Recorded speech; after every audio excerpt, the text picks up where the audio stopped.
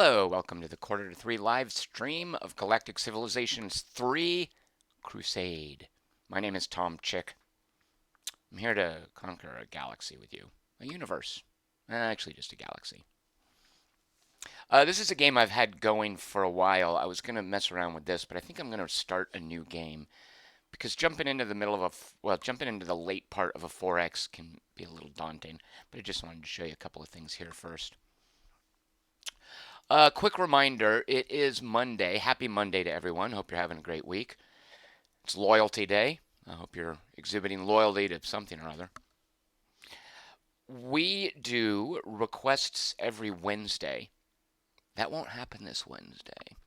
The embargo lifts for DLC for Renowned Explorers on Wednesday.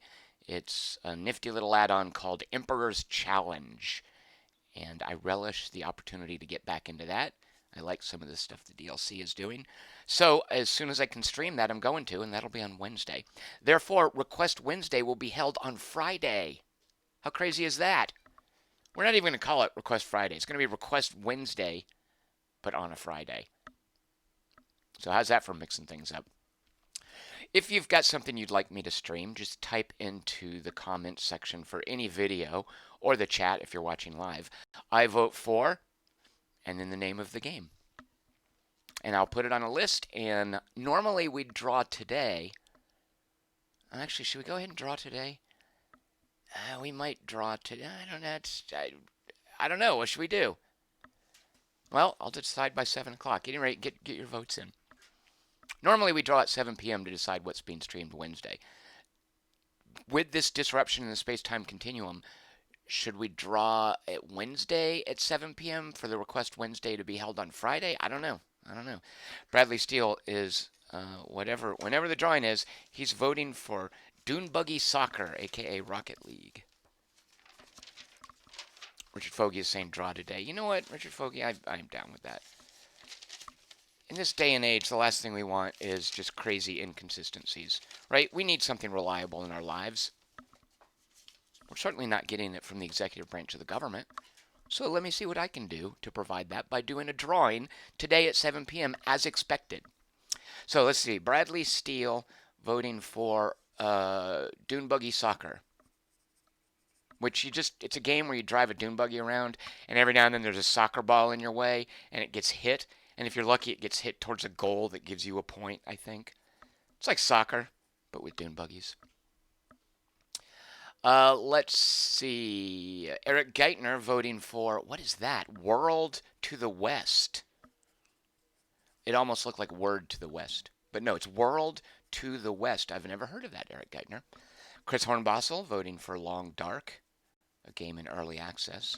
So not technically out yet, but playable.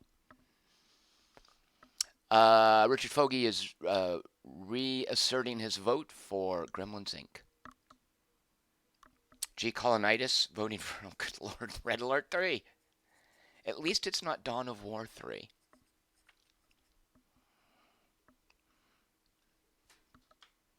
Jeffrey Pernard is voting for Bobbleheaded Battle Brothers. Some of those words are correct in the actual title. And as I've said before, for a game with cute little bobblehead things, yikes, it sure is punishing. Whoa, Chris Hornbossel, I think, is pulling my leg when he says Long Dark comes out of Early Access Wednesday.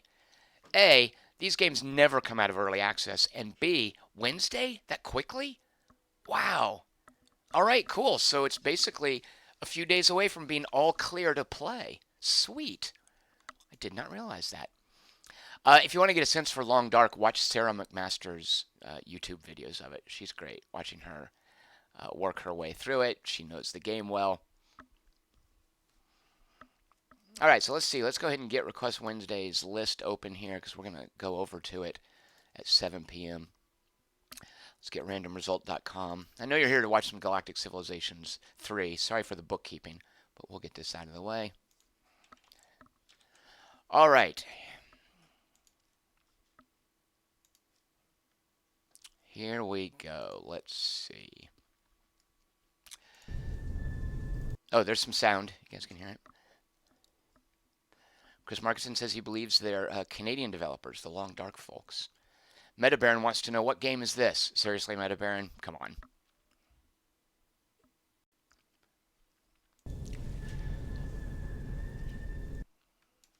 Here's the sounds of space. So here's a game I've had going for a while. I don't know when the date starts. Oh, here we go. Turn 195. I'm nearly at the magical 200 turn point. Because everyone wants to know how you're doing after 200 turns.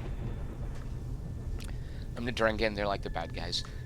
You can see down here the mini-map. The red stuff is mine. This, what is this color? Brown? Tan? Oh, this is tan. Whatever. These guys are kind of, they're pretty much winning. You can see by the balance of power. I'm just this little red patch here. But I'm better than 2 of the other players at research and military. And I'm better than 3 of the other players in production. So, I'm not doing that bad. Hazy Silhouette says, sorry for the bookkeeping. Could be the heading of this YouTube channel.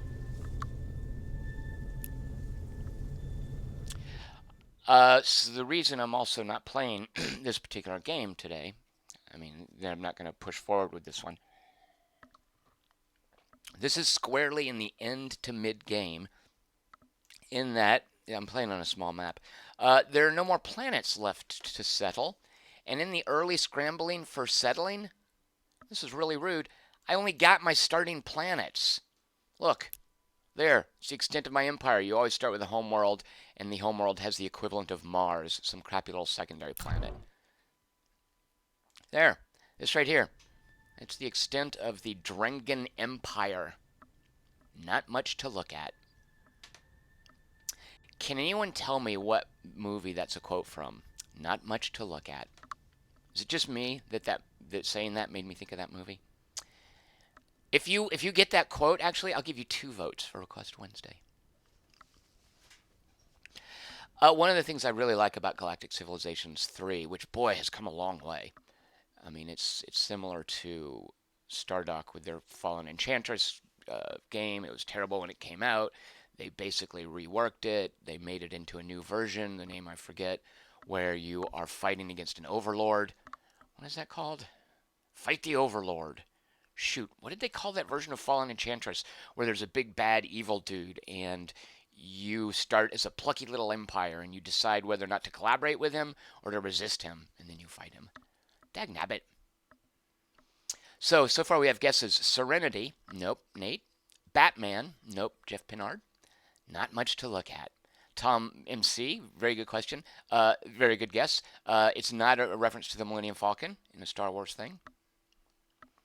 Pat Bateman votes for Graviteam Tactics, a JRPG about teenagers in hover tanks. Graviteam Tact. P. Bates. I'll try to do the inflection. Sorcerer King. Richard Fogey, thank you so much. Jeff Pinard wants to know if it's Empire Strikes Back. I'll try to do the inflection. Here you go. Not much to look at. Metabaron says Starship Troopers. No. Yeah, this might be too obscure. This might just be a me thing. Give you guys a few more guesses, and then. All right, so just one of the things as I was going to say, Galactic Civilization has come a long way. I'm not even entirely sure how much of this stuff in here is new because of like their 2.0 update that came out at the beginning of this year, or the Crusade DLC. I'll try to keep in mind what's different from Crusade and what was previously in there, but don't take my word on a bunch of this stuff. At any rate, one of the things I really, really like in Galactic Civilizations 3 is the way you apportion out the map, the way you claim territory is the star-based system. And I really like the star-based system in this. So even though I've only got 2 planets, I've got an expansive enough empire. I've grabbed enough territory. And the star-based system, because space is boring, right? You can have a nebula and maybe asteroids. Otherwise, there's no terrain in space. With all of these, and this is new in Galactic in Crusade, I believe, all of these crazy new strategic resources give space a lot of flavor and a lot of terrain. And I'm going to zoom back, and you guys are going to think, what is all those icons? That means nothing to me. So let me try to interpret some of this for you. The little... You know what? I should just start a new game. At any rate, these resources up here, many of which are completely new, right? I'm pretty sure of that, give some shape to the map. Like I've expanded this way because there are resources that I want. Jeff Pinard wants Bambi, MWT Bones, Les Miserables. Fred Uwe wants to know, does this game obsolete the previous GalCivs or other 4Xs? It obsoletes the previous Galactic Civilizations, but I'm not super fond of Stellaris. Stellaris has also come a long way, but still has a ways to go, frankly. Star Ruler 2. There's a really good sort of slick but somewhat superficial, but that's okay, Master of Orion clone called Stars in Shadow. I think those would be the three Space 4Xs that would be on my plate these days. Oh, Stellar Monarch, that weird like political decision one. Stellar Monarch is weird and different. Stars in Shadow, as far as straight up Mu clones, would be my favorite. I really like how far Galactic Civilizations has come, but at this point, I'd say I guess my number one sci-fi 4X would be Star Ruler 2. All right, not much to look at. Is the line that Ryan Gosling says to Emma Stone before "What a Waste of a Lovely Night," the musical number. I think it's the third musical number in La La Land. They're walking up a road in the hills, and they come upon a view of I think it's the valley, really, and it's a sunset, and it's a lovely night. And he says, ironically, not much to look at, and then he throws a rock out there. So, all right, nobody gets 2 votes for Request Wednesday, and you guys all need to see La La Land a few more times. All right, let's do a new game. Is there anything to show you here? There's all kinds of things to show you, but we're going to do a new game.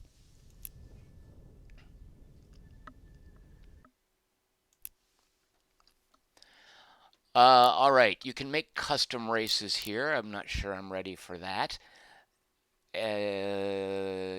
Which you could do. So, in their little marketing material write-up, that had a checklist of features, and it said which features were unique to Galactic Civilizations 3 Crusade, which ones were in core Galactic Civilizations 3, which ones were in 1 and 2, the first one being an OS2 game. And one of the things that they claimed was new for Galactic Civilization Crusade is the Civilization Builder. But I've since been told that's not the case. This has been here for a while. Apparently not in this form, though. There are some changes to it. At any rate, who do we want to play? Let's just play the humans. What are the difference between the humans? Productive, clever, handy, and likable. Oh boy, these. Oh, okay. Oh yeah, okay. I did make this. I thought I deleted all these. The Republicans: unproductive, foolish, forgettable, wasteful. They're content. Klutzy, dense, militant, unpopular, poor traders, poor farmers, gentle, craven, fragile, inaccurate, clumsy, brittle, adventuresome, unlikable, but carbon-based life. Xenophobic and paranoid. Yeah, Republicans. I don't. That was just a joke race I made. It should not be in there because I might run into them. If it's in here, you can run into them in your game. Although that would have been fun. It would have been like easy mode. All right, the vanilla humans are these guys: productive, clever, handy, likable, productive, adventuresome, likable, fast, organized, or brutal, tough, resilient, observant, organized, but discontent. Oh, I don't know. The Terran Resistance, the Terran Alliance, who is he? Or the United Earth. So basically, these are the good guys, right? Let's just be the Terran Alliance, right? What's their... All right, diplomatic and hopeful. They can build the Galactic Council. All right, so it's a unique kind of wonder they get. Hopeful, believes any civilization. Higher morale on planets. Okay, that's good. I don't know how new the morale system is. I don't think it is new. The farming system is very new. Oh, sorry. You know what? I did not scroll down. Some of you guys might have actually got the line.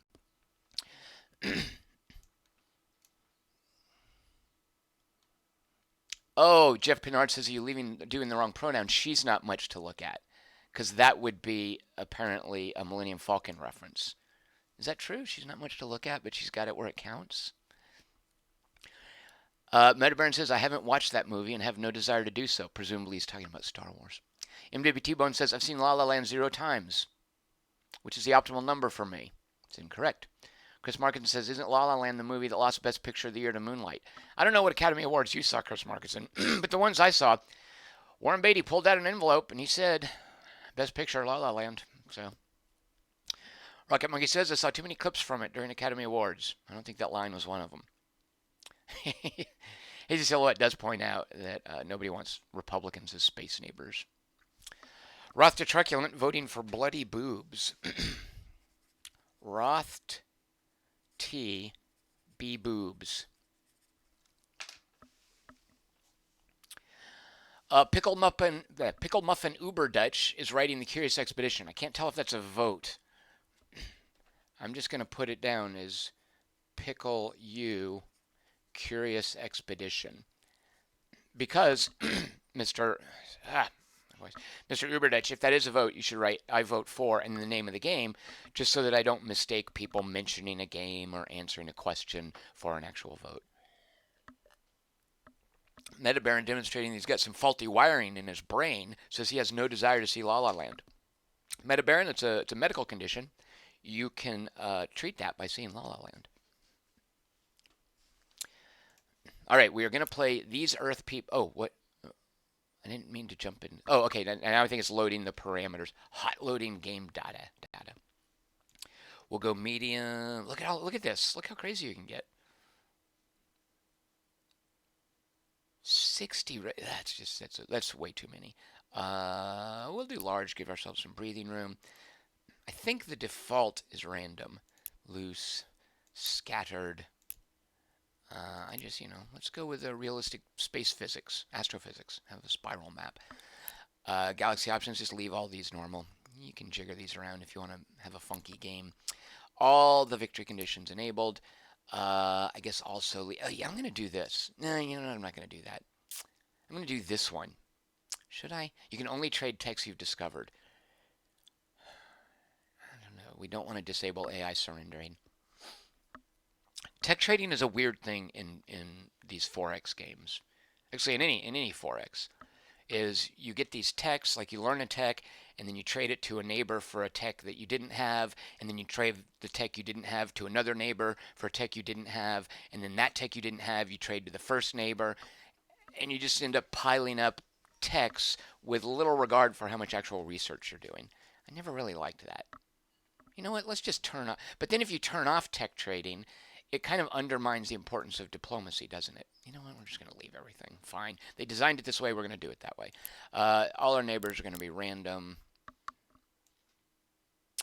I might have, I'm not entirely sure, on that Drengen game, put some of the people at easy. If so, I'm not proud of it. Bangarang 2003 votes for a game that isn't out yet called Endless Space 2. When does that come out? Isn't that imminent?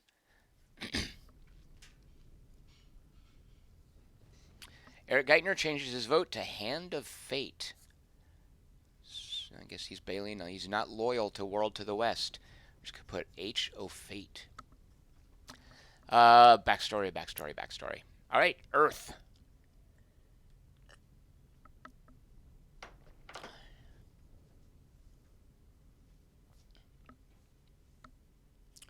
Space Rumsfeld voting for an Infocom game called Trinity, which is going to be me reading. All right, so we do have Pickle Muffin's vote down for Curious Expedition. Oh, Tom MC, Emperor of the Fading Suns. He seems to think that's on Steam. Imp Fading Suns. Dirty Hippie votes for Corpse Party. Do I know what that is? Is that something that I've... Isn't there a game called Party Hard where you run around and kill people at a party? That's not Corpse Party, right? Dirty Hippie Corpse Party.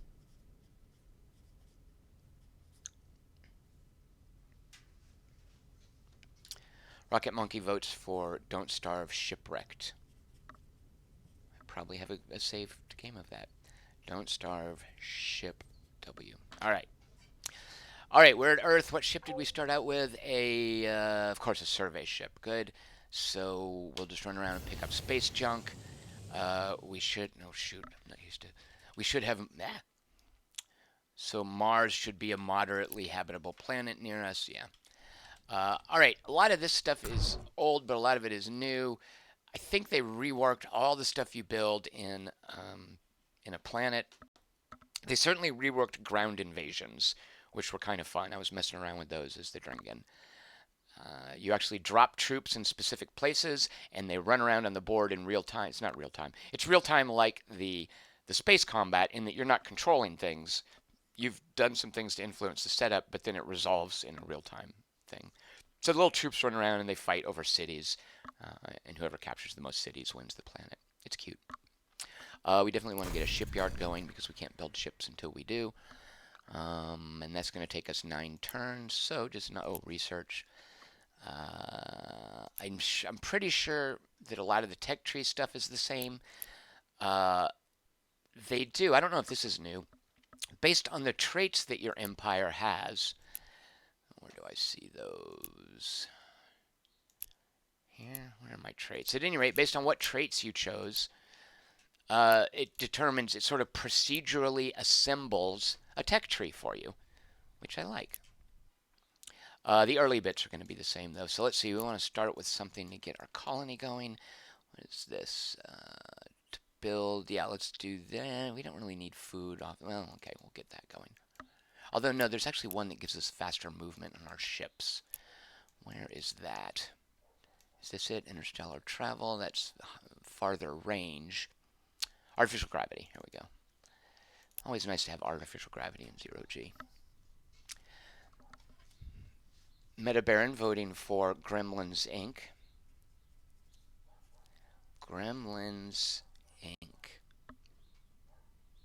Space Explorer voting for Don't Starve Shipwrecked. I'll just put Don't Starve Ship. Chris Marketson voting for Gremlins Inc. Although I think that's a vote that he's just saying we already had that down. No, yeah, he's re-voting. Jeff Pinard liked my research, dude. Chris Markinson wants to know what are some of the things I like about the add-on. The city building stuff, like the way that they've changed colony management, specifically with food, specifically with associating your population with cities, which is something that you build once you have enough food. It requires food. If you remember in my Drengen game, I had sounds like drinking game. In my Drengen game, I had all these crazy icons up here for strategic resources. And in a game like Civilization, you get like, iron, copper, uranium, like stuff like that that you need for units. They've completely blown the doors off of that system in Crusade with all these crazy little resources that you get and that you accumulate that you can use for trade and that give the map shape. That would be off the bat the thing that I really like alongside citizens, and you guys will see citizens in a moment. You get a citizen every 10 turns. So at turn 10, hold on to your britches.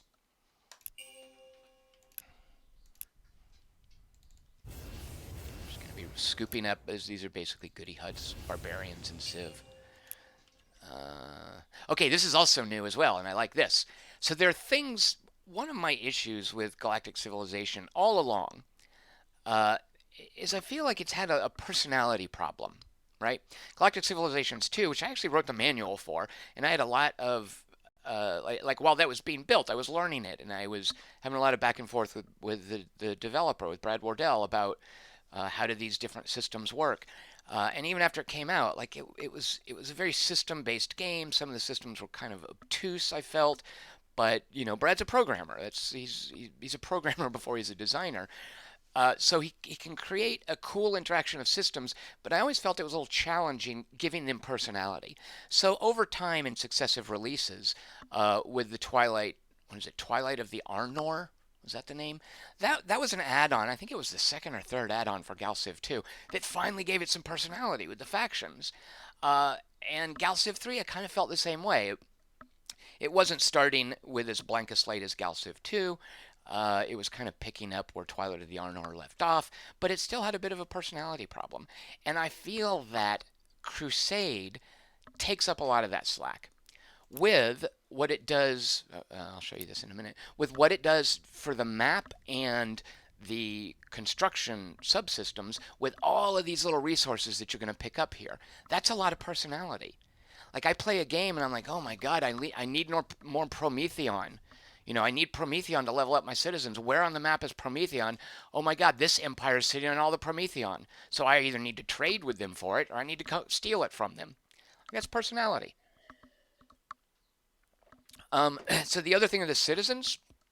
A lot of personality in the citizens. Citizens are almost literally personality. They are personalities that join your empire. Again, you get one every 10 turns.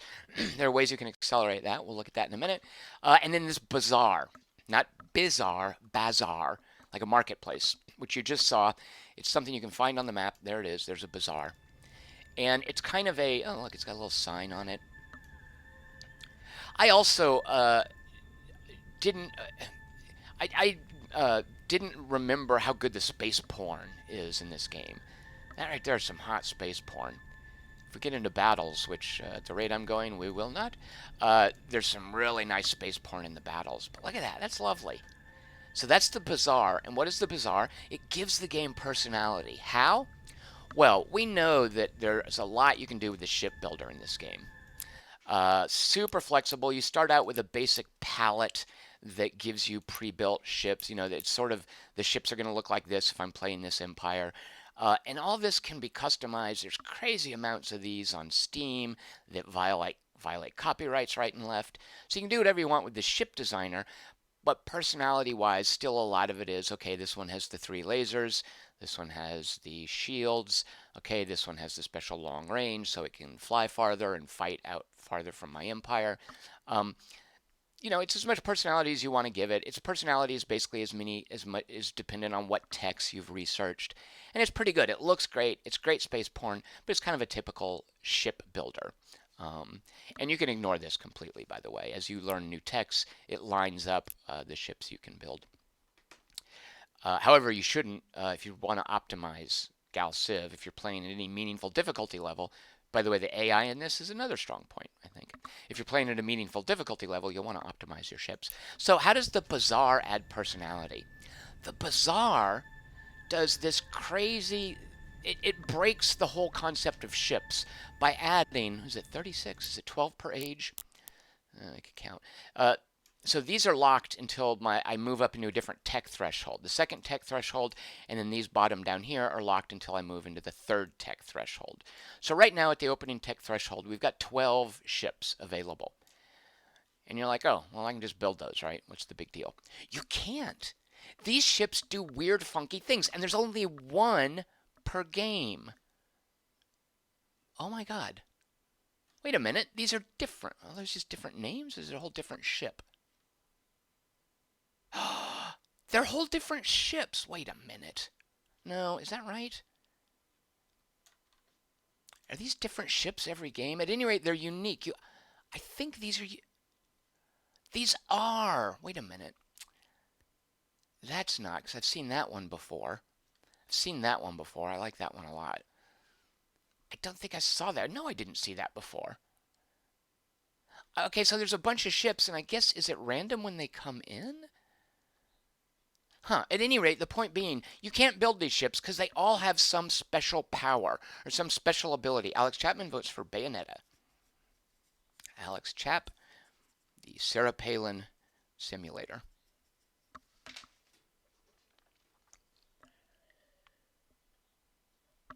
So all of these ships do something that the ships you build can't do.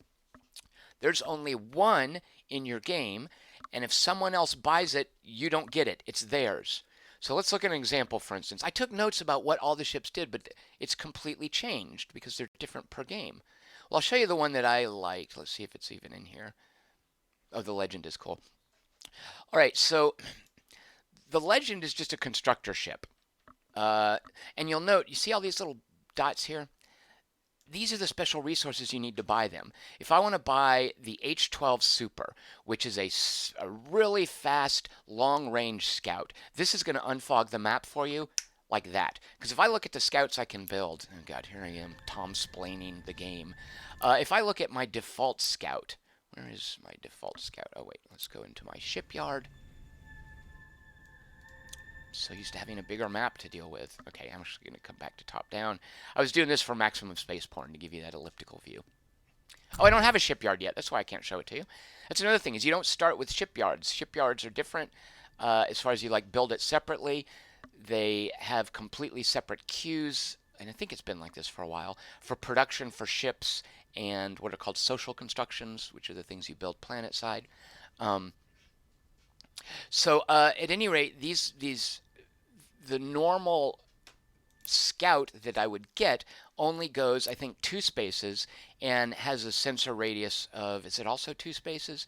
It's basically not, it's kind of blind for a scout ship. It's running around. It's a cheap ship that just runs around and unfogs little chunks at a time. The better way to unfog is with a survey ship, because you'll see it has a sensor radius of 6 and its movement is 5. So this is basically your starting, if you start with this ship, by the way. When you design your civilization, you decide what ship you're starting with. It might not be a survey ship. It might be scouts. It might be warships. I think you can start with a colony ship or constructors to build a starbase. But if you start with this survey ship, this is how you're going to unfog the map. Moving 5 spaces at a time, hexes really, unfogging in a range of 6 hexes. Now let's look at what the bazaar does to Galactic Civilization III, and this is only in the Crusade DLC. This H-12 Super, look at that speed and sensor range. It moves twice as fast and sees twice as far as the survey ship, which is the really badass early scouting ship. So if I spend, and it doesn't require any special resources, so it's relatively easy to get because you start with a fair amount of money. If I buy this, that's a huge advantage for scouting out the universe, which I think I want to do. And that right there is personality. Whoever gets the H-12 Super gets to unfog the map faster. And now that I know that this isn't always in there, when I load up a game, some games might have the H-12 Super and some might not.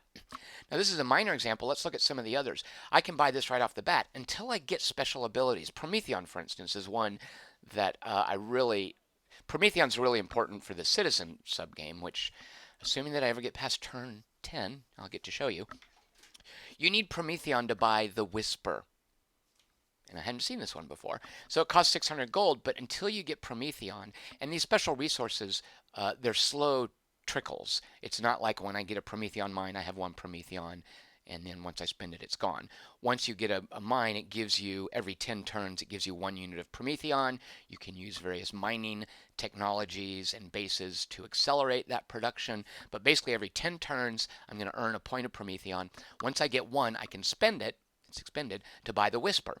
And if I do, the Whisper lets me build a starbase. Is it construction? Yes. Area effect of any starbase. Oh no, it lets me station this ship at a starbase to push the starbase's radius. And that's for claiming resources, territory basically, from I think it's 5 hexes to 8 hexes. That's a big deal. Like I can, with 1 starbase, and starbases are expensive. There's a new resource here called administration. Starbases use up your administration. If you don't get more administration, you can't get more starbases. So each of these is something unique and different. What else do we have? Look at this Bacchanali. I'd never seen it before. +5 morale points to any planet the ship is stationed at. Now you might think morale +5, what does that mean? It's a big deal. It basically accounts for making 5 people happy in a planet. Your starting planet can have 10 people. So park this somewhere, the Raucous Party Barge or the mercenary Anjanette Sill. I don't know who that is, but that's I like that personality. You'll note I need 2 Prometheon to buy the Bacchanal. What else? What's this one I can buy? The Isengard. A survey ship earns 100 credits per anomaly surveyed. So assuming I get 12 anomalies, it's going to pay for itself. Movement 5. What is the sensor range 2? It doesn't see very far, but it certainly makes money. Oh, and it's armed. I don't know if you can tell. I can't mouse over it because it's the tooltip. It has beams, kinetic weapons. That's the blue and the red one. And it's got a couple points of missiles. Oh, and it's even got some armor on it. What to buy? So right off the bat, and it does extend some of this into the mid game with the citizen system. There's a lot of different decisions you can make that are significant. All right, let's get to less talking, more playing. Right? Okay, that is yeah, an artifact, which is just not worth that much. What is you know what? I'm just going to put this thing on, run around and pick up anomalies. And then let's just burn through some turns. I promise I want to show you more of the game. Urgentalt says, is this game good? Is it worth checking out? I finished my Stellaris Utopia game. So off it. I can't tell if he meant so off it or so off it. I'm really pretty put out with Stellaris. I mean, the Utopia stuff, I can see what they're trying to do, but they still have a ways to go. Uh, so yeah, if you're put out with Stellaris like I am, this is a nice cure for it. Of course, as I mentioned earlier, Star Ruler 2 is a great game. Stars and Shadow is a really good, uh, slick, easy combat-based Mu clone, and Stellar Monarch is a sort of unique approach to the larger scale political machinations of a space empire. Corky voting for Rocket League. I'm sorry, Dune Buggy Soccer. Some people call it Rocket League. It's like an informal term of affection for it.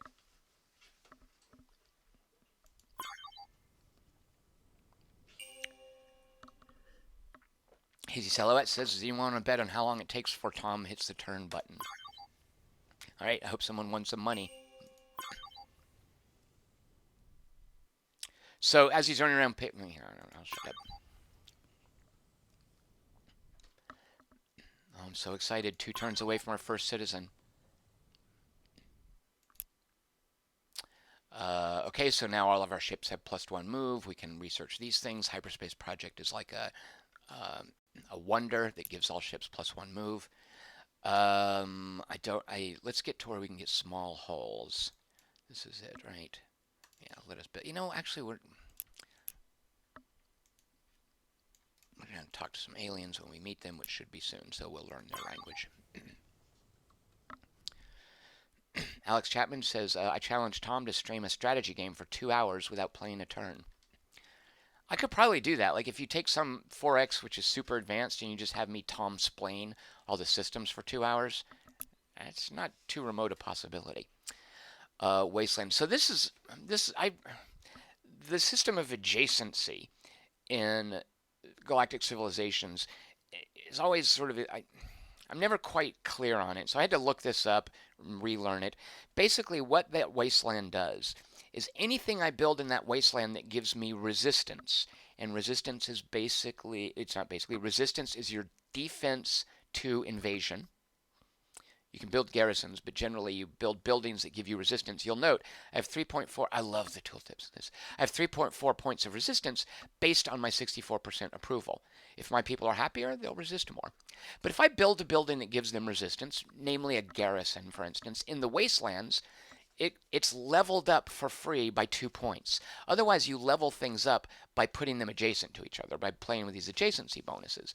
And any social constructing building that I build adjacent to this wasteland, and social construction is basically just planet side construction, gets a +1 bonus to its level. So that's the adjacency going on in the wasteland. This right here is a special resource that will appear up here once I start mining it, called Arnor Spice. And Arnor Spice, I think, do any of the bazaar ships use Arnor Spice? I'm not even sure I remember. They don't. Arnor Spice will be used for important things, which I offhand can't recall what they are.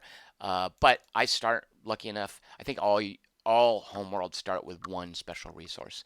As soon as I build the Arnor Spice Harvester, the spice must flow, I will start harvesting 1 Arnor Spice every 10 turns.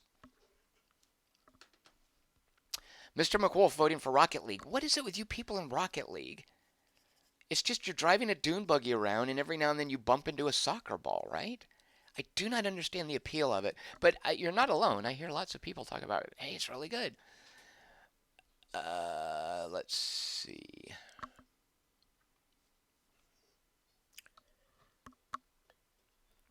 All right, so what do we want to build down here? Oh, and missions too. Once I get a shipyard, I'll show you. Another new thing is missions.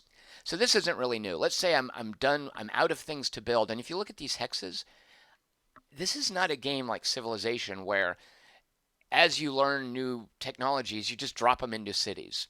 Your cities are these bottomless buckets where you build new buildings, right?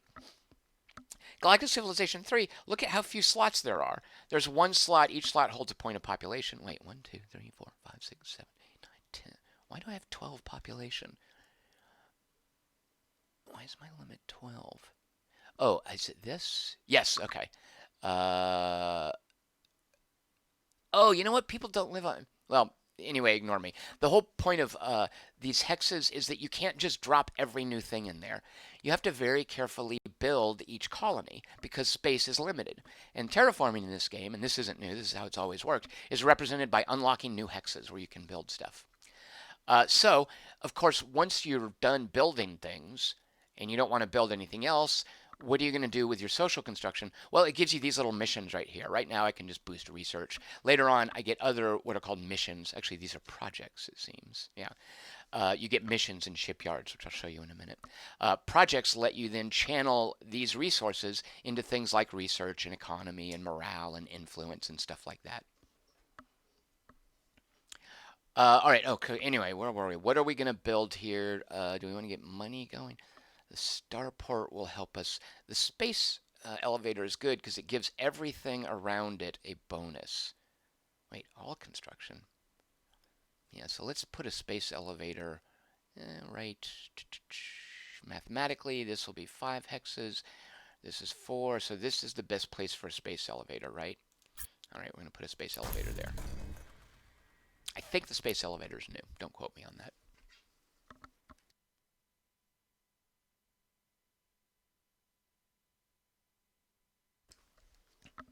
All right. Now we have a shipyard. I'm about to show you guys a citizen too. Assuming that I was told correctly, you get a citizen every 10 turns. We'll find out if that's true, because I only was told that last night. We'll find out if that's true. But first, let me show you the shipyard. The shipyard is where it's a separate thing on the map. Where it is based determines how many shipbuilding points it gets per turn. So if I click on this right now, I can see, where does it show my points? I have to go in here. Why is it not showing? I should be getting 3.7 points per turn. Oh, I guess because it hasn't started doing anything yet. At any rate, its production is based on the ship construction points from a nearby planet, from up to 5 nearby planets, and its distance from them. And one of the things you can do is I can move this. I can unanchor it and scooch it closer to another planet if I want, and then re-anchor it. But right now it's my only planet, so that's where I want it. So of course I can come in here and here are the ships I can build. Let's see, my default scout, sensor range 2, move 5. Okay, let's get another one of those guys going. Now, I don't have any missions now, but eventually I unlock missions, and it's the same thing that projects do for planet-side construction. Once I don't want to build anything else on that planet, I can give the planet projects to use up its construction points. It's the same with shipyards. At a certain point, you're going to max out ships based on, the maintenance cost you're spending, based on this administration value. Some ships use that, and you're not going to want to build any more ships. So one of the new things in Crusade is it gives you different types of missions. And a mission uses up the ship construction points in the same way a project does, but when it's finished, it sends out a little ship to actually do the mission. The basic one is treasure hunt. Like I spend my ship construction points, I don't know what the default cost is, and once I have paid for a treasure hunt, a little ship goes out. And you can even see it fly out, go out on the map. It's a physical little ship on the map moving around. It can be destroyed. It goes out, and then when it's done with its mission, I get a dump of money, of income. So it's the same basically as spending my planet side queue to give me money, but with a shipyard. And they have cute things like actually you can go out and look for specific rare resources. And it'll go out and it'll bring you like 1 or 2 units back of Promethean if you need that, or whatever you like. All right, let's see. Here we go. Let me now show you citizens, which is the other cool new thing. Yeah, this is so exciting. Jennifer Oganyemi from Troy, South America. I don't know. Okay, I don't know where they got that flavor text, but I'll take it. Has risen above all peers to become a galactic citizen. Now you can train this citizen into an ever-increasing number of specializations that will help shape the destiny of your civilization. Pretty melodramatic, right? Well, all right, so as with any good 4X, Galactic Civilizations III lets you just cruise through your turns with a minimum of effort, and that is called the tab key. So if I hit the tab key, it'll do this next action down here. Here is my citizen, Jennifer Ogunyemi from Troy, South America. At this point in the game, I only have, and I think these are defaults. The scientist might not be. I only have these 3 options. Eventually, as you unlock techs, in my other game, I think I've got like 11 options for each new citizen, something around there. I am now going to give her a job. That job is an administrator. I only have 4 administrative points. My survey ship is using one of them. Administrator just means I get more of these points. A worker means I get a 3% global bonus. Not much, but it can build up as I get more citizens. To construction. It's kind of boring, right? Look at this. 3% bonus to all research. Also kind of boring, right? What's the big deal with citizens? So they're just global bonuses that you slowly accrue, right? No. So the administrator is not a good example, because all the administrator does, being an administrator, is you hire her and she sits there and she gives you these administration points. Let's look at the worker. Yeah, let's look at the worker. If I make her a worker, you'll note it says, I'm just going to show you here. Where are my... Oh, wait, up here, right? If I make a worker, there you go. She is now giving me just a 3% bonus to social construction. That's boring. But if we assign her to a planet, some cool things happen. Let's put Jennifer to work on Earth. When we send her here, she's going to add a 30% boost to this ship, to this planet's production. Right now it's 3.8. Look what happens when we add Jennifer. 4.9, and this tooltip breaks it down perfectly there. The worker, 31%. Why 31 and not 30? Well, I'll take it. Another cool thing that happens with her is you'll see in 9 turns, she's going to level up. When you put a citizen to work on a planet, they start accruing experience points and leveling up and getting more powerful. And why is that cool? Because one of the things you can do with a citizen is promote him or her. This is a list of upgrades that I can give a worker, and these are all unique to workers. You'll note some of them. You'll note they all require Promethium. Look at that, 20 Promethium, 20, 10. You need Promethium to basically unlock your special citizen abilities. Promethium is huge for that. Otherwise, you're just parked on default citizens who are just sort of slowly leveling up their abilities. Odegon is voting for Rocket League. Oh my God, I'll shut up in a minute. And you know what? I will draw soon. Odegon, Rocket League. My God, what is it with you guys in Dune Buggy Soccer? Chris Markinson wants to know, do the bonuses stack? They do. If I get more workers on this planet, if I get more workers at a global position, they definitely stack. I can also take her off of the planet. Let's see, that's one of the special abilities. It takes Prometheon, right? Where is which one? Recall. Yeah, if I spend 10 Promethium, I can put her back in the global pool for the global 3% bonus. But now you'll notice, so these require, in addition to Prometheon, some of them require other stuff. See this right here? Epimetheus pollen. I don't have that. That's something special that homeworlds start with. I guess you can discover it. You can trade it from other people. I think you can get it from sending ships out on missions. If I can spend 1 Epimetheus pollen, then she retires. I'm done with her. But I get a global bonus of 25% for 10 turns. Basically, it is overtime. Yeah, it tends to shorten their careers. I'm basically cashing her in for some special ability. What does forced labor do? 1,000 construction points. Look at that. And it basically finish up a wonder of the world, right? Recall, put her back in the global pool. Crunch time. Your workers, when forced crunch time, you need a project done right now. Oh, worker just finishes the planet's project immediately. Just it's done.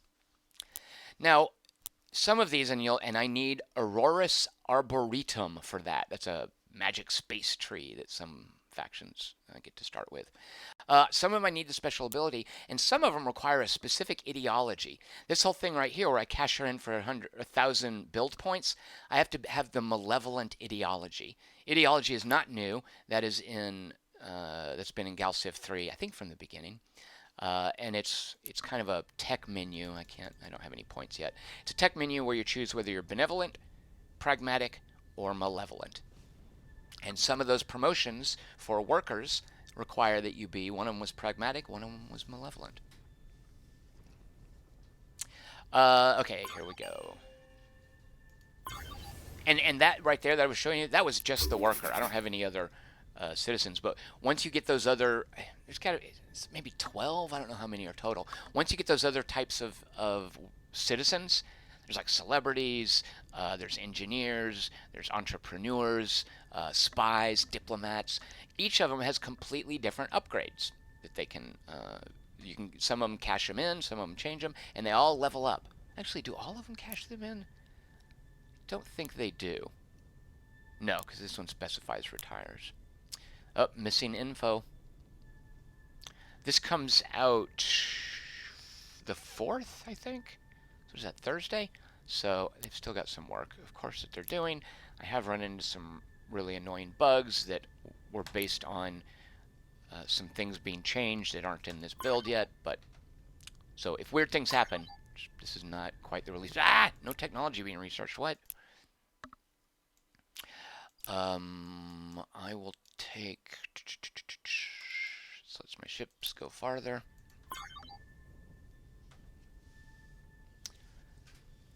Papageno wants to know what's up with the portal bot. Right, how can I look at him? Where was the portal bot? I thought that was the tech guy. Well, my tech guy is not a portal bot. I don't know where you saw the portal bot. For different races, you have different personalities coming up and telling you stuff.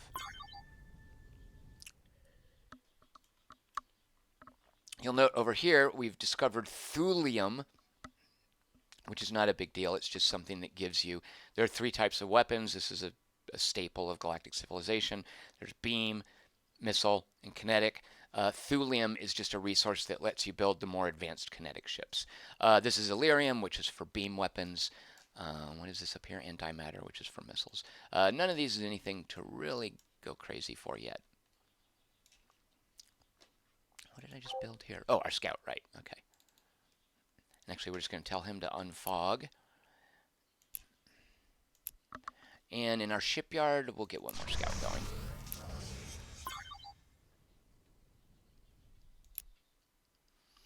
going. We've built our space elevator. And now let's start. What is Galactic Council? Grants a diplomat, increases influence. We want this, right? It's only 10 turns. Oh, it's not like a wonder of the world. It's a one. Oh, it is a wonder of the world. It's a galactic achievement. We want this before anyone else gets it, right? +4 influence. We totally want this. Now, here's what I'm not clear on. This says improvement level bonus +1 to all construction nearby, right? Or is it just...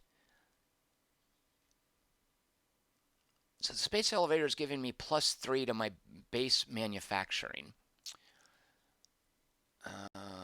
It says all construction +2. Oh, okay, it doesn't have an adjacency thing. I don't know what I was thinking. I should have put it alone over here. It gives you +2 to all construction, which means social and ship construction, and +1 as it levels up. So as it levels up more from adjacency, let's see, can I put something next to it that has, I don't think I have anything that gives it an adjacency bonus. I thought this did. Well, at any rate, I'm still puzzling out adjacency stuff. A computer core. No, we want that. Wait, what was I looking at? Galactic Council, right? Influence growth will push our borders out.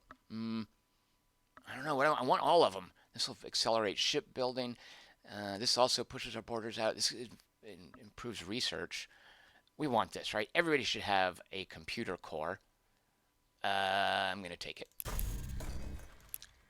And I could, because of the way that planets are relatively small, I could go ahead and, well, not entirely, like plan out stuff already and queue it up. I don't have to do this as each one is finished. Okay, it is almost time for Drawing and Request Wednesday. Look, I've made it through 18 turns.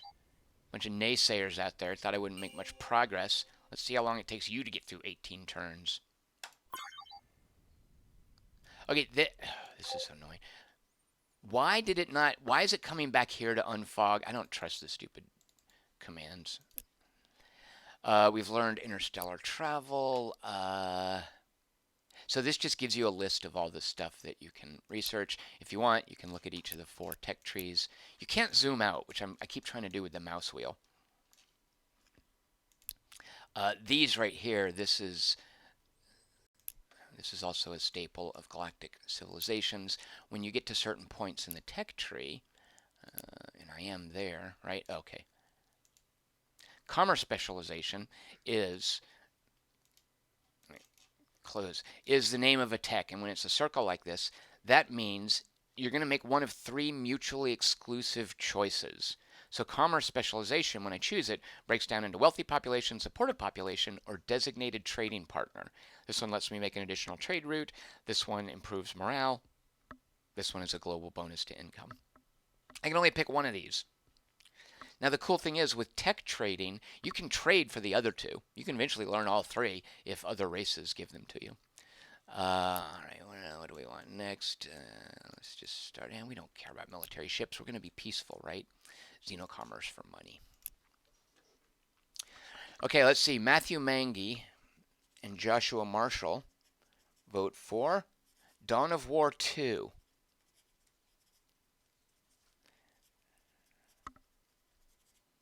Because, yeah, they seem to think Dawn of War 3 is a thing.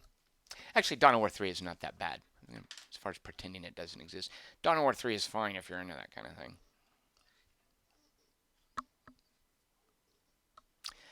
Okay, we are going to, at turn 25, do the drawing for Request Wednesday, which will be next Friday.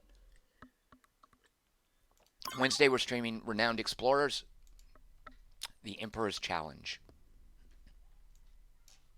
So this is my survey ship. I've just got him running around gobbling up these anomalies, which levels him up. Right now he's level 4, and also each time he picks one up, I get some special, like it adds to tech research on a tech, it gives me money, something like that.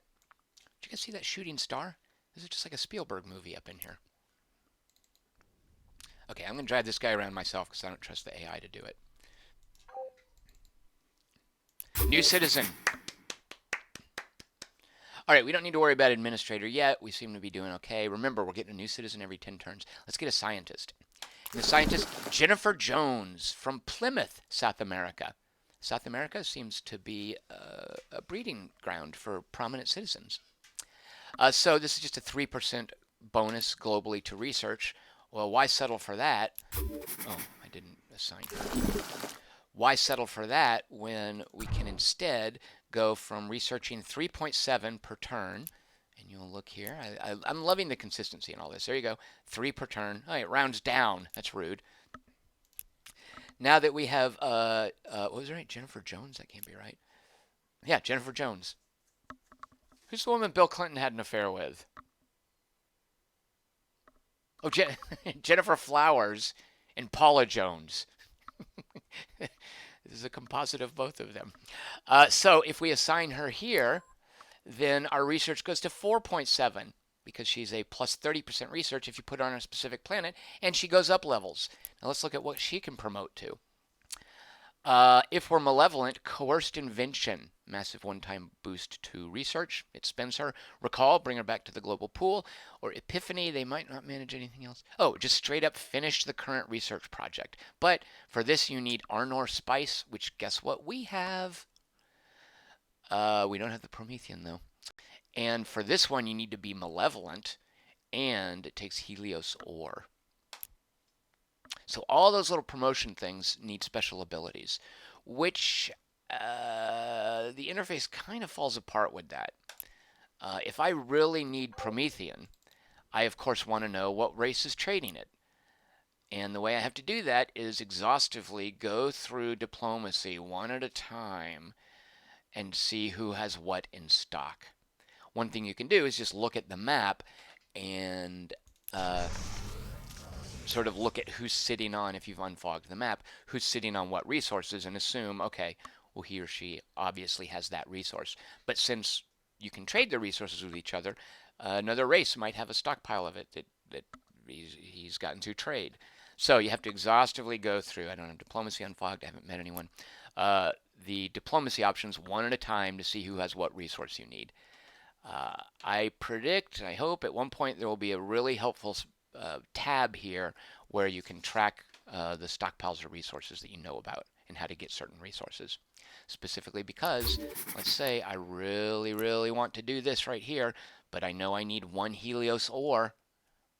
where am I going to get that? So the game could do better at helping me find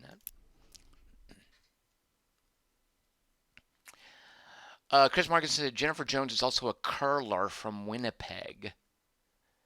Chris Hornbostel says she was in the Song of Bernadette. Don't know what these things mean. Song of Bernadette, curler. All right, here we go. Let's get to turn 25 real quick, and then we're going to do the drawing, and I'm going to have to call it a night. Maybe get back to my drinking game. So it sounds like I'm saying drinking game. So the anomaly, I got a little bit of money, some XP, and flavor text, which I don't think I've ever read that. Does that always say the same thing? Okay, this is also a staple of Galactic Civilizations III. This is that ideology system I was mentioning before. Here I've got three choices, and you can read the text if you want. I wonder, do some of these chain like events in a paradox game? I kind of doubt it. But whichever one of these I pick is going to give me ideology points and maybe something else. So what is this? Eavesdropping. Okay, yeah, I've seen this one a few times. So somebody's basically planting bugs in the space UN. What do I do? How do I feel about that? I can turn that person in, and I'll get 20 benevolent points, and all colonies get a +10 influence bonus. Permanent, by the way. Or I can be pragmatic, which is do whatever that says, and then get 10% approval, a little morale boost. Morale, what's the difference between morale and approval? So morale is one factor in determining approval. It's basically the base rate for approval, I believe. I could show, so morale offsets population size, which then determines your approval rating. At any rate, this gives you a bonus to approval above and beyond whatever your base morale is. Or if I don't want either of these bonuses, or if I'm just malevolent, I can take 30 malevolent points. Well, we're going to take the good one, which is more than I would have gotten for these. So this will unlock my first ideology, and here the ideology is one of those, hey, add a new tech tree approaches that in a civilization game from Firaxis, this would be a whole add-on for 20 bucks. And the tech trees here, they're not even tech trees, they're buffets, really. You have to pick your way up, but you have to unlock the one previous, but it's not like the cost is based on the total number you have. My first one's going to cost 10, my second one will cost 20, and so on. So, and these are vaguely themed, but right now I can get a free loaded colony ship. I think I'm going to take that. Allows construction of the Elevation Foundation. Boosts colony's morale, basically doubles colony morale. Oh, and gives me benevolent ideology points. Eminence allows building of a missionary center, which produces ideology points half as quickly as the Elevation Foundation. What else does it do? Powerful bonus to influence. All right. Or educated 150 free research points. So we're going to take this. All right. So now we have a free colony ship. Papageno is asking about neon chrome. So the folks that did, what is it called? Not Crimson Land. Is it Crimson Land? That great twin stick shooter. Their most recent game is Neon Chrome, which is so good. Neon Chrome is really, really good as far as twin stick shooters. It's a roguelike. And they just announced their next game, which is that the Cthulhu one? I think it's a twin stick Lovecraftian shooter, if I'm not mistaken. That looks really cool. I don't know when it's out. All right, let's go do a drawing for Request Wednesday. I'm going to turn 25. 3 more turns, real quick. I told you to just go ahead and pick up these things. Oh, good lord. Okay, let's go ahead and get our Arnor spice going, because it's a good trade resource as well. You know what? Let's get our Galactic Council. We're going to put it on this island out here. Island, North America. We're going to put it in North America. And the colony ship. Do we waste it on Mars? So all the habitable planets, and this you can change this, but in Galactic Civilizations 3, most of the planets you find are going to be dead. Look at this: Class 0 dead, Class 0 dead, dead, dead, dead, dead, dead. It's a setting you can change, but unlike other Space 4X games, the default in Civilization 3 is a definite scarcity of settleable planets. And that's partly because their star-based system is a fundamental part of how you grab territory rather than having to settle on planets. So yeah, let's go ahead and get Mars going. Oh, that's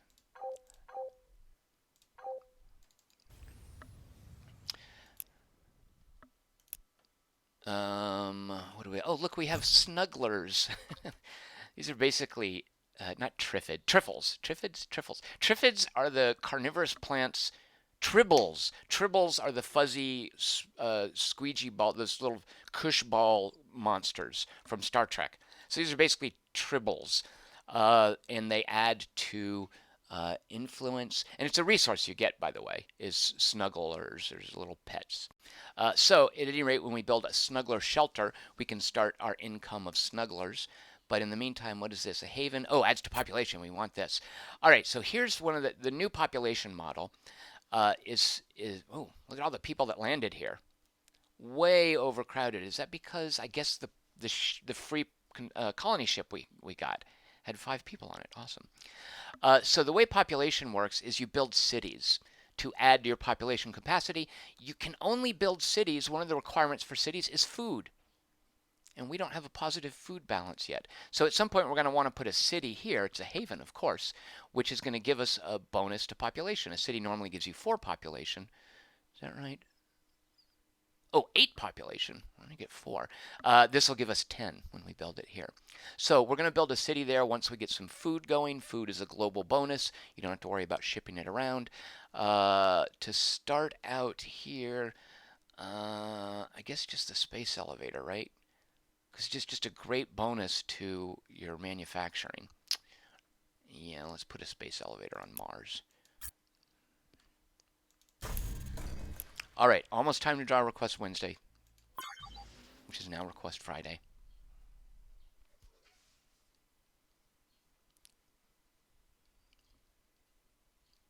Papageno says he spent an inordinate amount of time on Drox Operative yesterday. Drox Operative kind of bounced off me. Pat Bateman's like, Request Wednesday drawing. All right, we've just got a few more turns. Hold on, bear with me. I'm just going to explore some dumb stuff. I can hit tab. I don't know. Why is he not doing what I told him? Get. Oh, no, he is. Okay, it's a different ship. Sorry, it's this guy. No, no, shoot. I didn't mean for you to move. Now this guy. Oh, dadgummit. Oh, always happens. Always happens. You research the crappy planet, and the next turn you find an awesome planet. Dagnabbit. Ugh. So annoyed. So annoyed. Oh, this dumb game. Look at that thing. Norway, Claddy. What? Why is it called that? Shrouded. What is that? The world's trying to buy a dust cloud, helping in defense, but very isolating the population. So it slows influence growth. Okay, that's all right. But it has the magic tree on it that I thought we already had that. What's the magic tree we have on Earth? Oh, no, we have Arnor Spice on Earth. And then what else? Size 12 is good. That means it's got 12 hexes. It's better than Earth. And it's minor, a boost to defense. But you know what? If you're getting invaded, you've already failed. All right, good work, Scout. Why didn't you get there 1 turn earlier?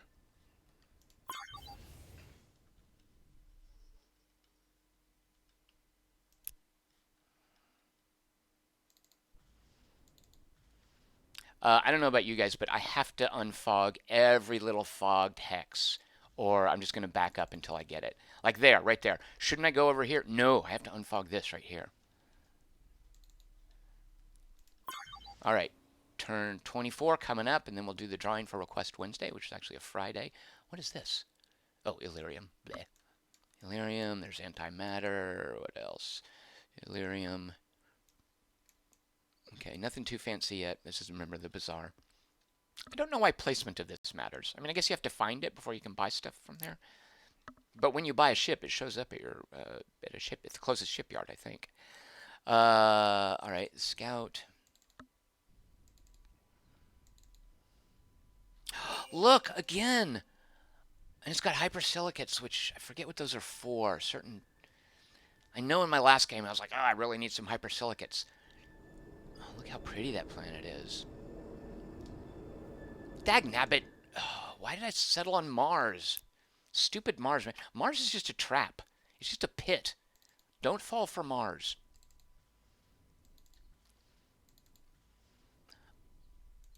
Ooh, what is this?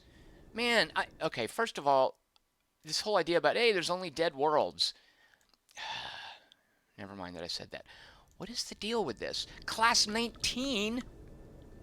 Precursor factory world. Extra production. A construction bonus. Not much food.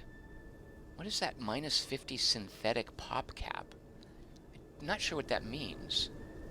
I guess you can make robots? Whatever this is. What do you call that? That is funky. Alright, I want that planet, and some other race is probably going to come along and get it. Dagnabbit. Again, scouts, nice work, but can we please be on the ball and do this a little more quickly? Alright, finishing up turn 24.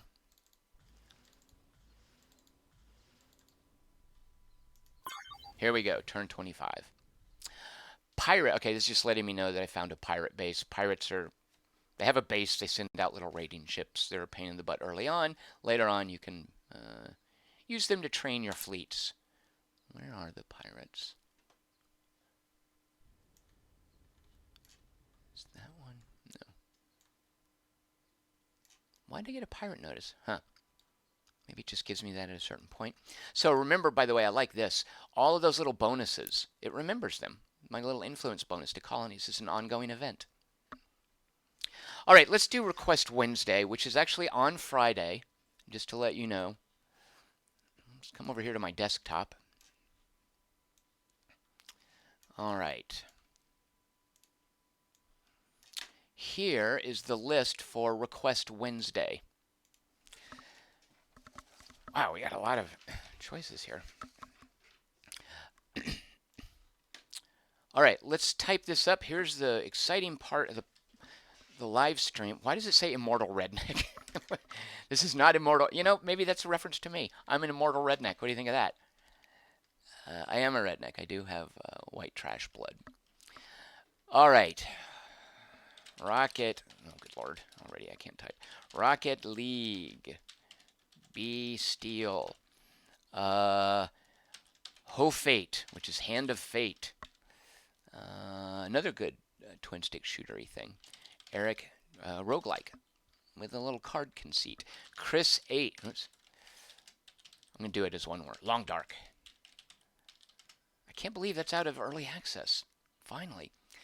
Red Alert 3. Oh my god, what would that be like? I guarantee you it's more manageable than Dawn of War 3. Battle Bros. Bobble-headed, punishing, tactical combat game. J-Pen.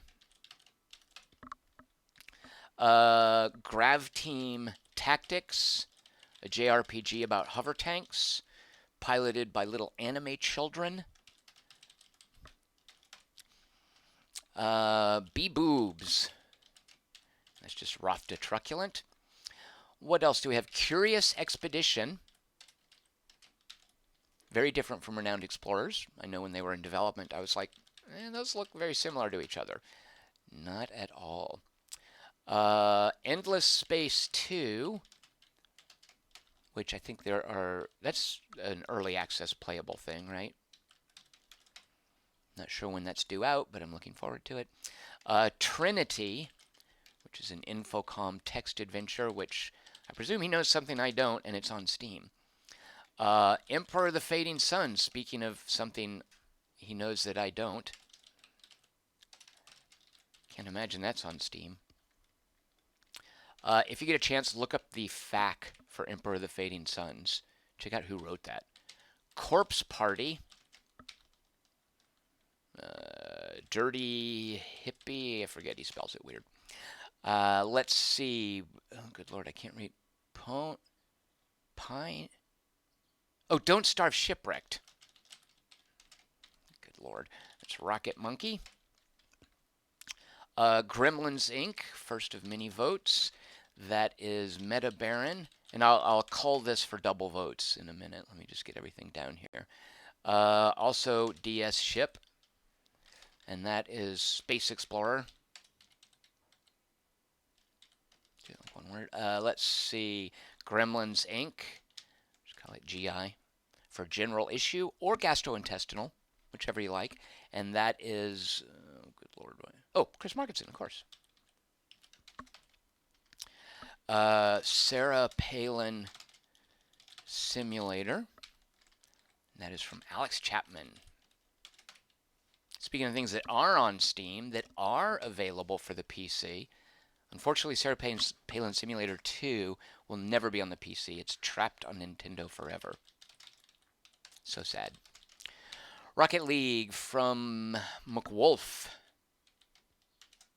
I see this spelling. I've been playing a game recently called B-17 Flying Fortress Leader. It's a solitaire board game about the 8th Army Air Force bombing continental Europe in World War II. I see this spelling of wolf, and I think of Focke-Wulfs, which are FW-190s, if you're like fighter plane nerddom.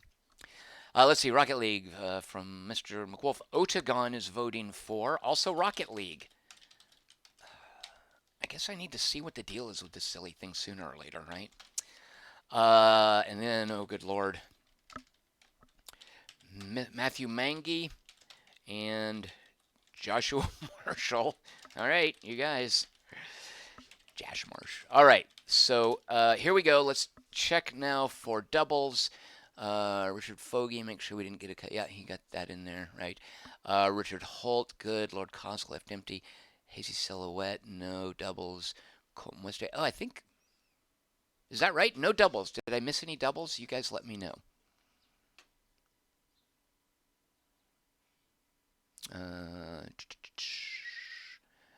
Oh, scroll up the dock a little bit. Let me make sure you guys can. Oh, right. Sorry. That was the hidden part. There you go.